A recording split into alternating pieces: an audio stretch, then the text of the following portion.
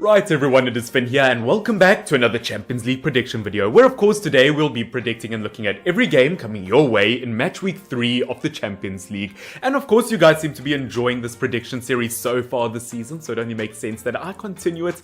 And match week 2 didn't go too bad in terms of my predictions. Obviously, as you guys can see, I got 52 points. Whether that's good or not, I still have no idea, but it is a massive improvement off of match day 1. And I guess all you can really ask for in life is to improve, to work to improve day by day. I don't know, I'm not going to get too deep about that, but I'm glad I improved.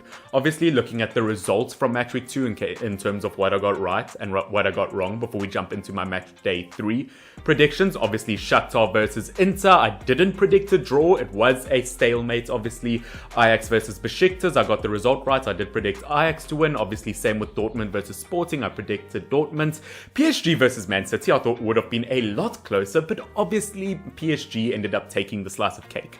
In fact, they ended up taking the entirety of the cake. We've obviously got Porto versus Liverpool, which I didn't expect Liverpool to dominate to that extent, but a 5-1 win, obviously that is huge for them. Real Madrid versus Sheriff, I think it's safe to say that I didn't predict Sheriff to win, which by the way, congratulations Sheriff, I owe you guys a huge apology. In the beginning of the season, I said that I hadn't heard too much about you guys before, which obviously that was true. I'm not going to apologize about that. That is a fact. I didn't know too much. I said as Sheriffs, you guys would be firing blanks, but in a group with Real Madrid, Inter and Shakhtar, Sheriff are currently at the top, and could they do it again this match week? They've been very impressive.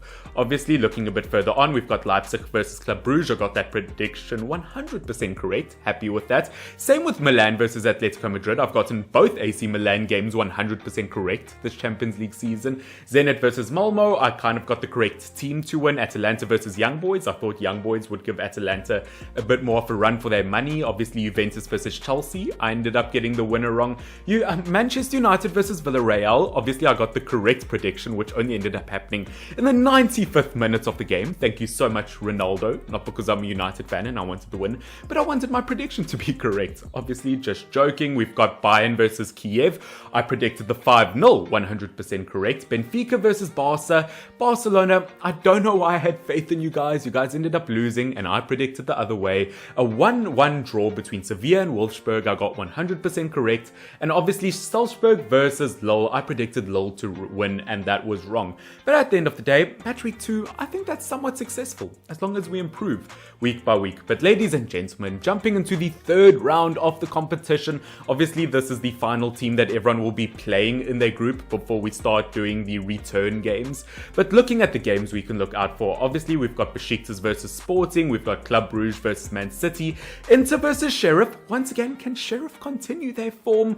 We've obviously got Shakhtar versus Real Madrid, which Real Madrid, don't forget the likes of Perez, your chairman, wanted to start a European Super League, saying that they want the best teams in the entire world, and you can't even beat a team that's worth £12 million. I think you guys have really learned a lesson there. We've obviously got Ajax versus Dortmund, could be a close game. Porto versus AC Milan, could be close. Liverpool versus Atletico Madrid, can Luis Suarez do it once again versus his former team? We've got PSG versus Leipzig, Barcelona versus Kiev, Salzburg versus Walshberg, we've got Chelsea versus Malmo, Zenit versus Juve, we've got Benfica versus Bayern Munich, can Bayern Munich continue their hot run of form? We've got Lille versus Sevilla, Young Boys versus Villarreal, and Manchester United versus Atalanta. Is this finally the game where Ole Gunnar Solskjaer loses his job? Once again, we'll have to see, but match week 3 is going to be very exciting, very tasty coming around this time around. I think it's going to be a very exciting Champions League match week. But jumping straight into the predictions, looking at Besiktas versus Sporting, although in the beginning of the week I might have said the likes of Besiktas, unfortunately they are struggling with a few injuries. They are losing, or they have lost 2 or 3 of their best midfielders to injuries, including the likes of Pjanic, so I'm a bit worried for them at the moment. I really like them. I feel like they've got potential, but unfortunately I feel like Sporting look a tiny bit better at the moment. I do feel like they will scrape a win. I would like to give Besiktas a chance, but I am going to make it a 2-1 win. As I said, I just feel like injuries are going to hurt Besiktas. Moving on, we've got Club Brugge versus Manchester City, and as we know, Club Brugge is a team that can take points from big teams. We saw that that versus RB Leipzig in the previous week. Obviously, Manchester City, they are struggling with 1 or 2 injuries. Obviously, the likes of Ferran Torres looks like he could miss the game. But at the end of the day, Manchester City is one of those teams, they'll end up figuring something else. Whether they put Kevin De Bruyne as a false 9 or something weird like that, Manchester City will find a way. Obviously, they weren't that impressive versus PSG to say the least, but I feel like versus Club Brugge, I expect a result. But it's so weird because Manchester City from time to time just look absolutely awful in European competitions. I am going to end up making it am I going to put in 1-0? Am I going to make it a 3-0? I don't know. I feel like it could be either a very close game or a very dominant game. But for the meantime, I'm going to make it a 1-0 win. Looking at the third game, Inter versus Sheriff. Now, Inter haven't been absolutely spectacular this Champions League season. I feel like as a team, as a whole, bar the fact that they've lost some big names over the summer, they've still got a fantastic team. I didn't expect Dzeko to hit the run of form that he's been in. Obviously, the likes of Dumfries, an excellent right back and a really good replacement for Hakimi. But versus Sheriff, who knows? As I said, Sheriff are looking fantastic at the moment, bar probably being one of the least richest teams in the Champions League this season, having the smallest budget, the team with the least value, if that makes sense. Sheriff are really hitting the ground running. The way they've been attacking looks really deadly. The way they come in from attacking areas, the way that they continue attacking till the 90th minute. I don't know if it's because they've got more to fight for, if they've got more to prove. But at the end of the day, can they get a result versus Inter? A part of me really seems to think so, to be honest with you. You know what? Just for the fun of it, I mean, I don't really lose anything in life. Yes, it could be a wrong prediction, but at the end of the day, it's not going to hurt for me to say that I think Sheriff could potentially steal a point from Inter, but I think it's only going to be 1 point. I think it is going to be a 1-1 draw. Inter really have to step up to the next level, but Sheriff have just been so impressive at the moment. Moving on, we've got Shakhtar Donetsk versus Real Madrid. Now, Real Madrid, unfortunately, are struggling heavily with injuries. They've lost the likes of Militao, they've lost the likes of Alaba, they're missing so many really good players. Gareth Bale, surprise, surprise, he's probably playing golf somewhere, if not injured. But there are a bunch of key players that are missing for Real Madrid at the moment.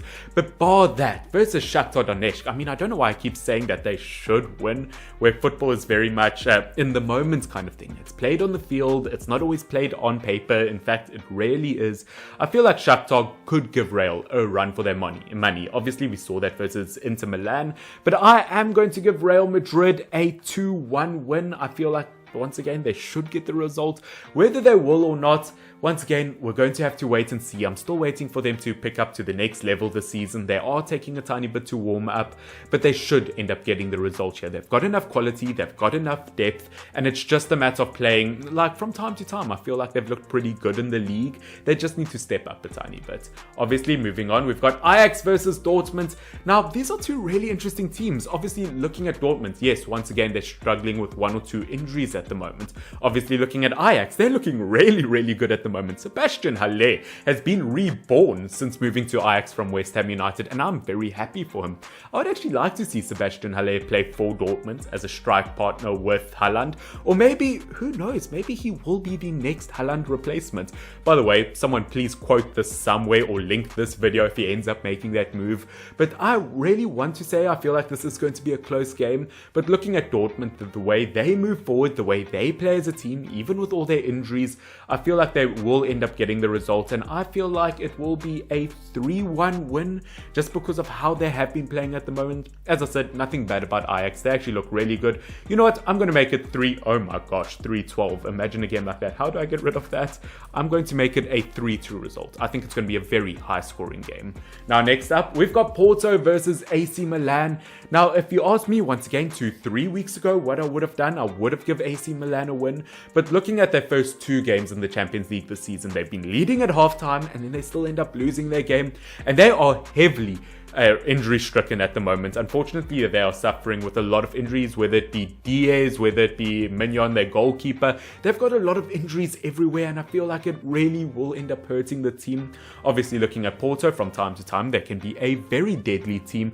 But as I said, unfortunately, AC Milan in the later stages of the game seem to fall off. They seem to fall asleep, which I guess I don't know what else you can expect when your 2 strikers have the combined age of about 75. They probably played the first game and then then end up having a nap while watching Jeopardy in the second half. But at the end of the day, I'm going to give Porto the win. I'm going to give them credit, bar the fact that they weren't looking good versus Liverpool. Obviously, that huge loss, but I think they can steal a result from Milan, to be honest with you. Moving on, we've got Atletico Madrid versus Liverpool. Now, looking at these two teams, obviously, Atletico Madrid have lost a lot of valuable points so far this season, but from time to time can look very, very good. Wasn't too long ago they ended up beating Barcelona. Although, once again, saying that at the time, they're not looking that great, and you know you're not looking that great when you've been linked to Raheem Sterling as of late. Looking at Liverpool, they've been so dangerous. I want to say this would be a tight contest. I really like Luis Suarez. I want this to be a really tight contest, and you know what? It could be. Atletico Madrid, looking at them in the Champions League last season, they weren't bad. But looking at Liverpool, I just feel like no one can stop Liverpool at the moment. I mean, obviously they've lost points here and there this season, but I just feel like there's something so dangerous, so deadly about them, and I just have to give Liverpool the win. I feel like it's going to be can I put down a 2-1 win? Something like that. Once again, I know in the Champions League I always put a lot of 2-1 results down, but it is obviously a very tight contest between some of these teams. The way Liverpool are looking at the moment, they're not suffering as much with injuries as lots of other teams compared to what they were last season. I just feel like Liverpool at the moment have the better team. They are in the better form. I do like Atletico Madrid. Obviously they could threaten, but I just feel like Liverpool are going to end up stealing this win. Obviously next up we've got PSG versus Leipzig. Now in terms of injuries and all of that for PSG, obviously a huge loss for them is Di Maria getting a red card in his previous game, but at the end of the day, it's fine. You've got Lionel Messi, not the worst replacement in the world. Well, I'm saying that as if Messi would have been on the bench while Di Maria's on. Obviously, that is a huge loss. PSG obviously still have a fantastic team, but they still need to gel together. Mbappe, Neymar, and Messi, although it is the dream trio, they are still yet to perform together, and we need to see it happen soon if we want to have any confidence that they can win anything this season. But at the end of the day, I do think versus Leipzig, PSG are going to get the result. You would really hope so.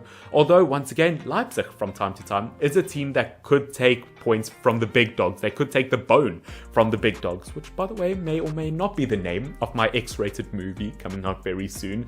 But yeah, at the end of the day, I do feel like PSG will get the win. You know what? I'm tired of putting down all these 2-1 wins. I'm going to put down a 20-20. Why do I keep doing that? A 23-1. I'm going to put down a 3-1 result. I feel like PSG are going to pick up in a game like this. Obviously, another huge injury loss will be the likes of Keylor Navas, but when you've got Donnarumma as your backup goalkeeper, I think the club's doing pretty well. PSG need to start picking up form, and they need to start doing it now. You know what? In fact, as I said, not that confident in them. I'm going to end up giving them... Why? My keyboard's broken, I swear. I'm going to end up giving them a 1-0 win. I think it's going to be a slightly closer game, and I refuse to put down another 2-1. Barcelona versus Kiev. I mean, Barcelona, you guys lost 3-0 to Benfica. No disrespect to Benfica, but Barcelona should be in a much better place at the moment. Versus Dynamo Kiev, a team that we know can be really good attacking forward. Obviously took a massive blow in their previous game versus Bayern Munich, but I do have some sort of faith in Barcelona. I feel like they could get a 2-0 win. I feel like it's going to be a really scrappy goal along with the Memphis Depay penalty or something like that. I don't know, just a gut feeling, but I feel like Barcelona will end up getting a result here. I mean, if they don't, the club should just close down and just stop existing as a whole. Obviously, moving on, we've got Salzburg versus Walshberg. Now, this group, once again, as a whole, I don't want to say it's very underwhelming. I feel like the group as a whole is very, very close because obviously they've both got Lille and Sevilla in their group. I feel like all of these teams are very equal, very close to each other in terms of their abilities. From what I can see, Wolfsburg don't have too many major injuries that should hurt the team too much. Obviously, we've seen Salzburg on the attacking front can be very deadly, but I am going to give Wolfsburg a 1-0. Obviously, they got a draw in their previous game. I wouldn't be surprised if every game in this group ended up being a draw. But you know what? I like being a tiny bit more exciting. I am going to give Wolfsburg a 1-0 win. I still think they've got quality absolutely everywhere in their team. It's just a matter of implementing. Obviously, they had a really good start to the Bundesliga, but they do need to kick it up in terms of some performances. Next up, we've got Chelsea versus Malmo. Now, obviously, Chelsea losing points to Juventus in their previous game. I don't think that's going to be a huge blow versus a team like Malmo. Once again, Malmo, lots of respect to them, but they're not the greatest, especially versus last season's Champions League winners. I am going to give Chelsea a 2-0 win. Once again, in terms of the Champions League, they need to pick up. Versus Zenit, I expected a lot more. Obviously lost points to Juventus. They need to pick up, and they need to pick up versus a team like Malmo, where they can kind of start adding up in terms of their goal difference, in terms of where they end in the group. Now, next up, we've got Zenit versus Juventus, which at the moment, Juventus are not looking great in terms of the Serie A by any means. They have lost a lot of valuable points, but in terms of the Champions League, beating Chelsea, that was obviously a huge win for them. Obviously, Kiev is looking really, really good, but saying that, there are quite a few injured players for Juventus at the moment, with the likes of De Ligt out, we've got Rabiot out, we've got Dybala out, some big names, but versus Zenit, I still expect to win, although, as I've said many times, Zenit can be good on the counter-attack, much like a Dynamo Kiev kind of team, but I am going to give Juventus the win, and I am going to give it a 1-0 win. Once again, Juventus still need to pick up on some of your performances and really start adding up your goal difference. Now, getting into the 4 final games, we've got Benfica versus Bayern. Once again, I'm not going to talk about this too much, but I am going to give Bayern Munich a win. They are just looking so good at the moment. I mean, their biggest injury, probably Alphonso Davies, but other than that, they've got their strongest team. They are looking like a real contender to win the Champions League once again. It's just such an incredibly strong team, and it's so tricky to fault them. It's so tricky to say anything bad about this team. They just score goal after goal after goal, and I think it'll happen again versus Benfica. Once again, nothing disrespectful to Benfica. They've got a fantastic team. Bayern Munich are just the better team. Obviously, we've got Lille versus Sevilla next. Once again, could easily put this down as a draw. Obviously, Sevilla missing one of their main strikers at the moment. That is obviously a huge blow to them. Lille obviously not starting off too great this season. Yeah, as I said, I could genuinely put this down as a draw. But as I said, just from 1 or 2 of the performances I've seen from Sevilla this season, I'm going to give them the result. I think they've got fantastic players that when they are hit form, they can be unstoppable. Obviously, I don't think they're going to end up winning anything this season, but I think they could give Lille a run for their money. Now, jumping into the second last game, Young Boys versus Villarreal. Now, obviously, Young Boys getting that win versus Manchester United gave them a lot of confidence, in my opinion. I thought they would do better. Versus Atalanta, obviously, was slightly underperforming. Obviously, looking at Villarreal, they seriously need to start picking up on wins. They've drawn way too many games this season. And versus Young Boys, this is the time for them to capitalize. I think both teams, it could go either way, but I am going to give Villarreal the win. The way they played versus Manchester United, unbelievable. The way they moved forward attacking-wise, they were unstoppable. Defensively, they did relatively well, although they did let 1 or 2 fast attacking plays from United slip through. But at the end of the day, I expect Villarreal to get the win. And yeah, I think they'll do it quite comfortably, to be honest. Now, moving on to the final game of Champions League Match Week 3, we've got Manchester United versus Atalanta, which as a Manchester United fan, I don't know, I'm kind of mixed between 2 minds here because I always want United to win, but as of late, they have lost a lot of points. I think a huge plus for United is the fact that Robin Goossens is injured for Atalanta, but Zapata, in his previous games, he's created some really deadly chances, and he kind of scares me, you know, especially because United, some of their best defenders at the moment, are injured, so that does put quite a lot of worry on me, and I wouldn't be surprised if United lost this, to be honest. Obviously, they ended up just scraping the win versus Villarreal, but at the end of the day, can they do it versus Atalanta? Atalanta kind of scare me. I am going to put it down as a 1-0 win. I don't think it's going to be spectacular whatsoever. I think it's going to be a very scrappy goal. I don't think United are going to deserve the win, but I think they're going to end up scraping the win just because that seems to be the Manchester United way over the last few years. But that, ladies and gentlemen, will be it for my Champions League Round 3, my Match Week 3 predictions. I hope you have ended up enjoying this video, obviously talking about all of these games. Yeah, we've definitely got some interesting mashups to look forward to. Guys, I want you to let me down in the comment section down below, who do you think will win the Champions League this season? I know I've probably asked it once or twice, but I want to see if you guys have changed your minds according to some of the games that have been played so far. But guys, I hope you have enjoyed. Obviously, like, subscribe, all of the good things if you're not subscribed. We recently hit 1,700 subscribers. Thank you so much. Make sure to subscribe if you're not subscribed and you want to see more of my videos in the future. As I said, like the video, can we get it to 20 likes? But can we, yeah, what else am I asking for? No, thank you guys. I appreciate all the support. But guys, I love and appreciate every single one of you. Thank you so much for watching Finn. FY, double N, cheers.